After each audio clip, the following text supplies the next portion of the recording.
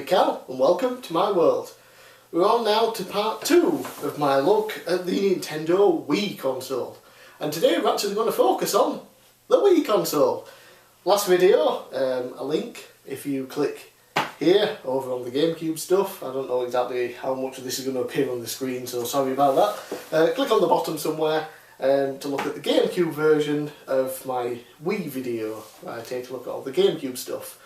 Firstly, I just want to point out that on the last video I opened the flaps and said that because they're not the original covers, they're a bit dodgy with opening and they come off all the time, and I realised it's because I was opening them from the wrong side. If you open them from this side upwards, yeah, they're going to fall off. You open them from this side, surprise surprise, they stay connected because that's where the hinges are. So that's just that out of the way. So let's take a look now at the actual GameCube, not the GameCube, sorry, the Wii. I don't own a GameCube, that's why I did the video previously with the Wii as the GameCube. It's very small, you know, compact, basically kind of like a cheap DVD player you get at the time, really small and compact, kind of lightweight for what it is. I mean, it's that small and compact that when it was revealed, the now late Satoru Iwata literally pulled it out from a pocket in his jacket. Incredible. Was codenamed the Revolution, and then for some reason got the name Wii, which people can laugh at, and yeah, it does kind of sound stupid, but I'm used to it now. And I love this console. I think it looks great. I would have probably preferred it in black. You can get them now obviously in a couple of different colours, but the white version was the released one, and I got it on launch, so that's that. Like this, nice little stand here, and that's that. Controllers. Obviously we start off with the basics, the Wii Remote and the Nunchuk. Very simple really. This sort of basically modelled off the old NES controller. D-pad, what would be A and B, now 1 and 2. Also got another A button there, trigger at the back, which is your B. Home button, which is useful, and then plus and minus. So you've got some extra buttons on there that do things. Then you've got the Nunchuk, which you've got the analog stick next to that, and then 2 more buttons. So there are actually quite a few buttons on here. Never ever had a problem with the controllers thinking, I wish I was holding a real controller, this is awkward and weird. I never felt like that, because aside from not being permanently attached like that and you're holding it like you would another controller, it just feels the same. You've got one part of the controller in one hand, the other part of the controller in the other hand, and all access to all your buttons. They feel great to me personally.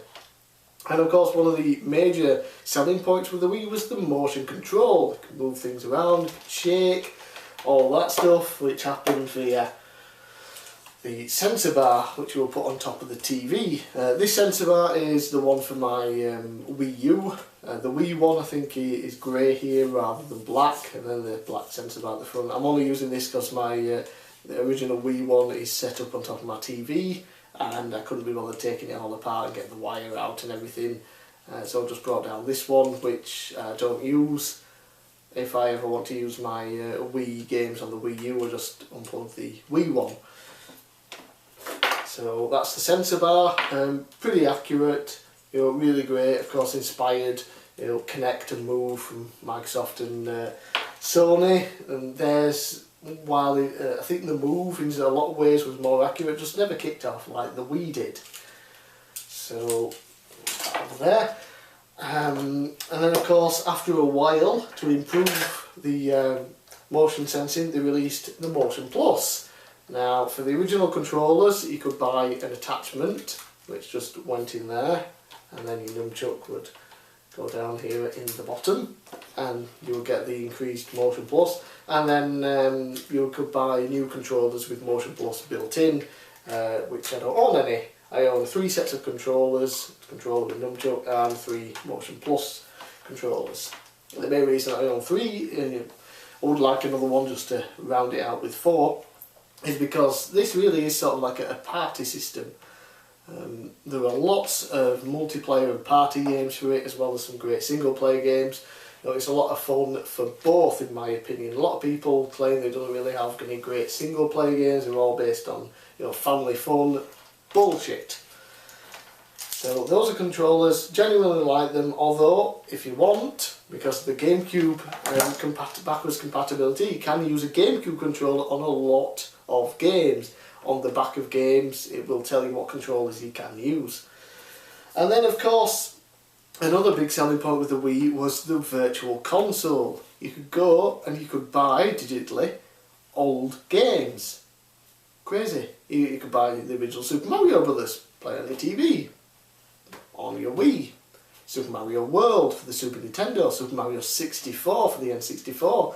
As well as that, Sega games, Master System, Mega Drive or Genesis, Turbo Graphics games, which I'd never heard of a Turbo Graphics 16. What the fuck is that?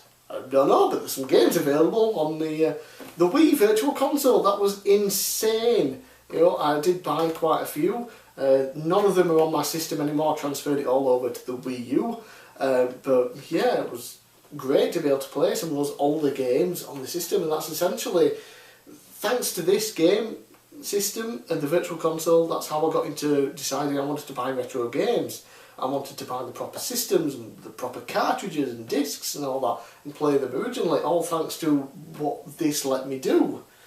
And of course, to play the older games, while you could just use this, hold it sideways, they released a classic controller, very similar to the old style SNES controller, except now you've got analog sticks for slightly better control and a couple more, what do you call it, buttons. At the top there, so you could also use this on a lot of Wii games as well. If you didn't own the GameCube controller, you might own one of these. This was mandatory for a certain number of Wii Virtual Console games, which is the main reason that I own one. But it's a great controller, feels great, you know, it feels kind of like the old SNES controller, which I love. So it's really cool. There was also a Pro controller, which was more like a standard controller instead of a retro style one, which I don't own, but looked pretty cool. There's also a Wii U version, but yeah, I just own the classic controller. Just put that to the side. And then there was also a bunch of other type of controller peripherals for certain games, which are essentially chunks of plastic that you put your already owned controllers into. For starters, this came with my version of Mario Kart Wii, and it is just, it's a steering wheel. I'll just quickly show you. Just slots in like that. You've got the B button here, which just hits the trigger, and then obviously to drive motion controls, you're actually steering, and it's pretty cool. I quite like it. You know, sometimes it's better to play with just an analog stick for moving, and sometimes it's just cool to use the actual motion controls. And then I own a bigger one here, which my brother gave me. I think he won it or something, or got maybe nectar points you can get over here for it. This one is bigger. You can slot your controller in there, or you can actually put Motion Plus Connect onto it if you want, so that's pretty cool. And then you could also this does go on somehow.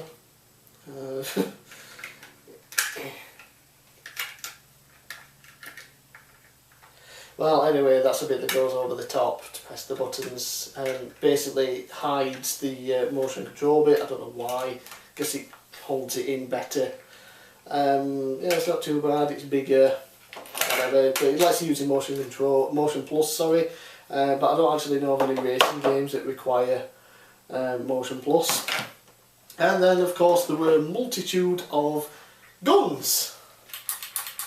This one here, obviously a non-official Nintendo one. They did release Wii Zapper or something, which I never bought. I just bought this cheap one. Pretty cool. You can either have, like, it's doubled here, so you put your Wii remote in there, and then the nunchuck goes in the back, or you can actually break it in half. I'm not going to do it because it's all set up, and then you put your Wii remote in there, and you can have essentially double blasters, double guns. Pretty fun for the light gun games on the system. which unfortunately there aren't too many of, which surprises me because the system was made for them. Point at the screen with the Wii remote and shoot! So, one more last peripheral that came out for pretty much every console on the planet. A Guitar Hero guitar. Put your Wii remote in here, goes into the back, plugs in, and then strum away and play Guitar Hero. Really fun. So let's move on to the games, of course. Just move this out. Start off with the Blob. Crazy little blob creature, and you have to go around essentially painting the town, whatever colour it demands that you paint it, while trying to kill enemies, avoid obstacles and things like that. A really fun, unique platformer. Was multi-platform as well, I believe. So really cool to pick up. And then there was also the sequel, The Blob 2. More of the same. I've not really played much of it. One of the most disappointing game releases around. I still don't really understand why I bought it. Call of Duty 3, part of the garbage. Fantastic game, Donkey Kong Country returns. We haven't seen proper side-scrolling Donkey Kong game really since the Super Nintendo with the Donkey Kong Country series.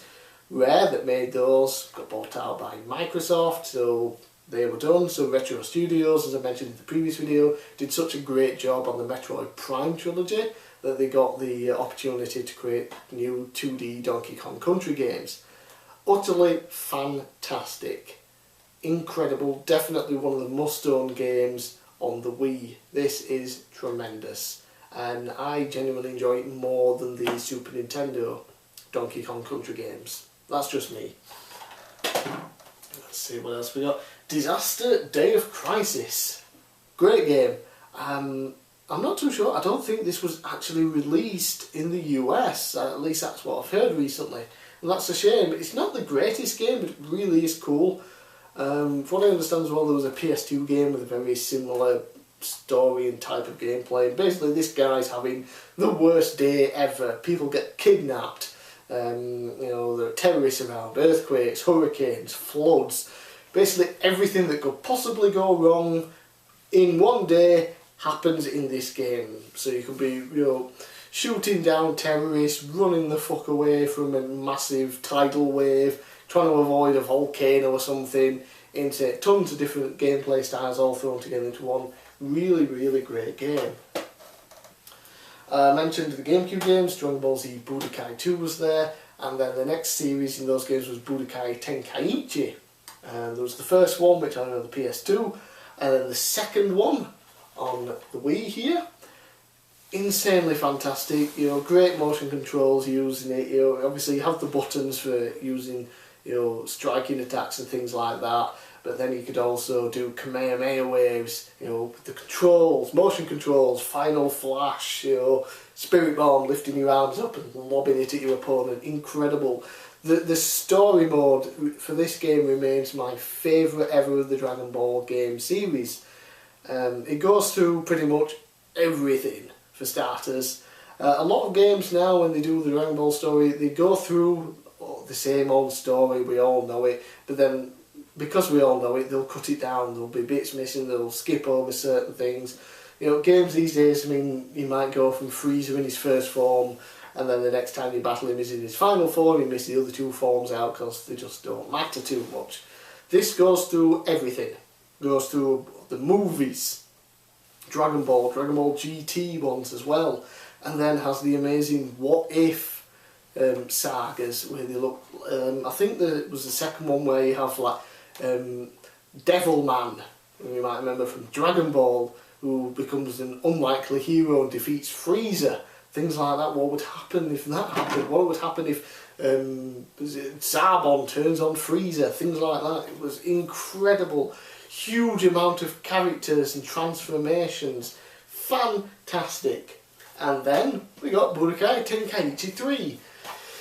Gameplay wise, it's better than the second one, but the story mode is lacking. Like I said, once they've already done it in the second game, now they do it again, but they cut things out so it's not quite the same, and they shorten it, and it doesn't feel as good. But if you mix the story mode of this with the gameplay of this, you have the greatest Dragon Ball Z fighting game ever. Love these games, and apparently one of these, I think might be the second, is supposedly rare, which I've never really understood because I see it in like every game shop I go in, you know, pre-owned, and it's not very expensive, so I don't understand where. It was like on a list I saw a couple of times on different sites for rare Wii games, and for some reason that was on it. No idea. But they are great games, you can pick them up, still get them pretty cheap, buy them if you're a fan of Dragon Ball Z. Dragon Quest Swords, The Masked Queen and the Tower of Mirrors. Love the Dragon Quest games, picked this one up a couple of months ago. I've only played bits of it so far. You know, it's like your typical 3D, you know, console Dragon Quest games, that's similar to like Dragon Quest 8, except you have motion controls for the sword, which is kind of cool at first, but then your arm gets really tired as you're constantly battling things. I would have preferred if they didn't have the motion controls, or at least have the options that you didn't have to use it. Otherwise, it's Dragon Quest. Disney's Epic Mickey.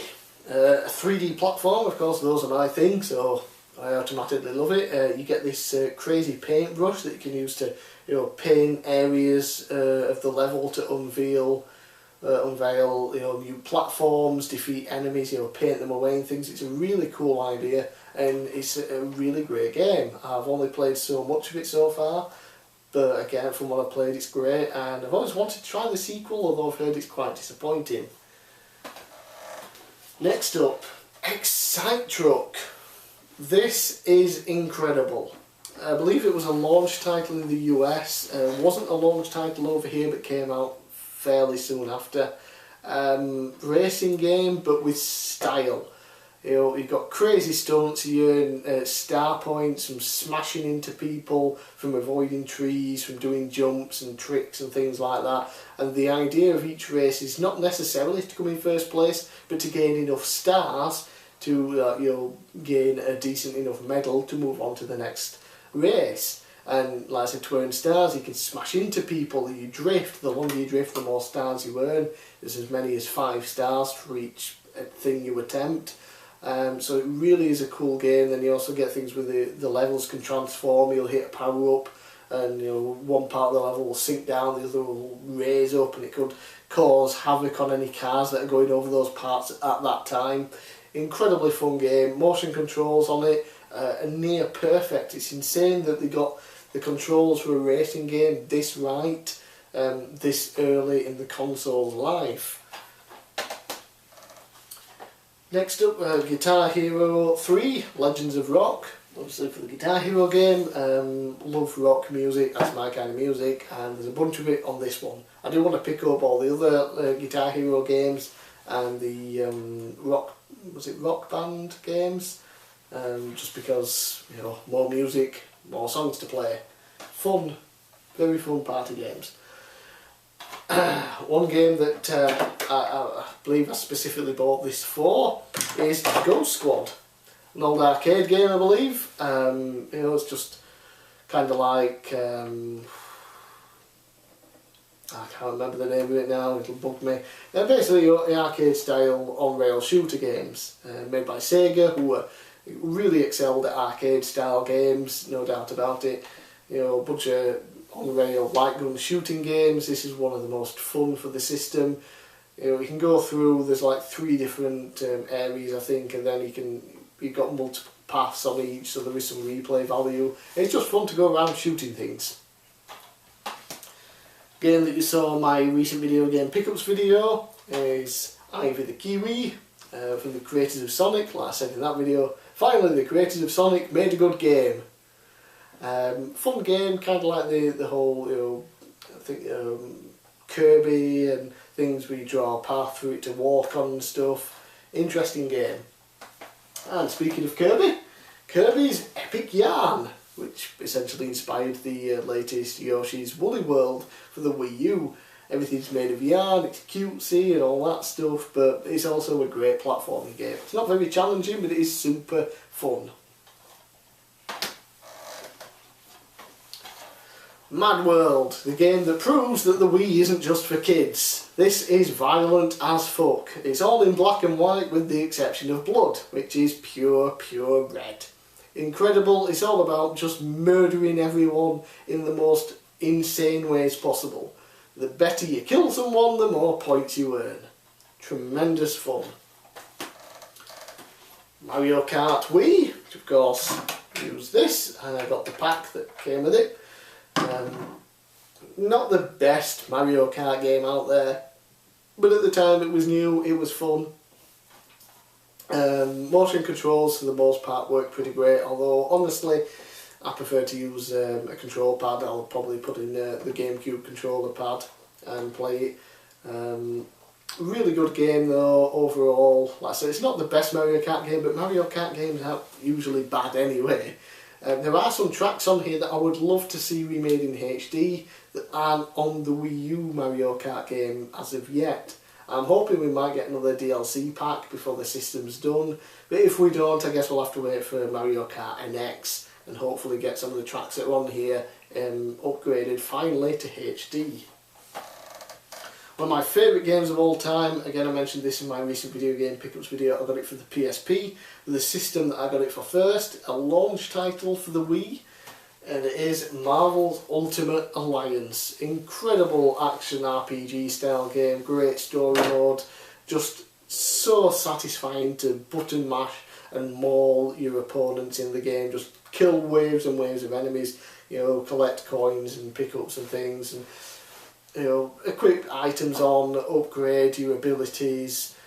Characters like the Iceman, where you just like shoot out beams of ice and you can just murder everything in your path with it. You know, so satisfying to do. Great game, highly recommended. Avoid the second one, play the first one. And I love the Wii version because the Wii's exclusive character, all the different console versions had an exclusive character. We got Colossus, so that was always cool. Really interesting, great game, I believe, sort of like a spiritual successor to Killer 7, which was available on the GameCube and the PS2, is No More Heroes. You play as a hitman with a lightsaber type deal, and basically you're on the quest to become the best hitman ever. So, well, not hitman, assassin to be more specific, and you basically go around killing all other assassins. Insane gameplay, motion controls are great. There's also a sequel which is said to be better, which I haven't picked up just yet because it goes for like £8, and it's that stupid thing of mine where it's like I could buy one game for £8 and it'd be great, or I could get 2 or 3 other games also for £8 altogether, and then I buy the multiple games rather than the single one. Don't know why, but No More Heroes, definitely a game to add to the Wii's collection.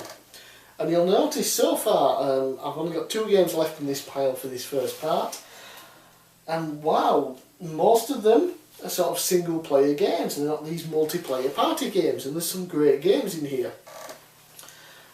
Continue on now with Punch Out, essentially a remake, remastering of the original Punch Out games, the first on the Nintendo Entertainment System and then the Super Nintendo. You know, uses the motion controls, feels really good. It's Punch Out, just updated with a few slight changes here and there. I got this last year, I think, brand new for like $3.99.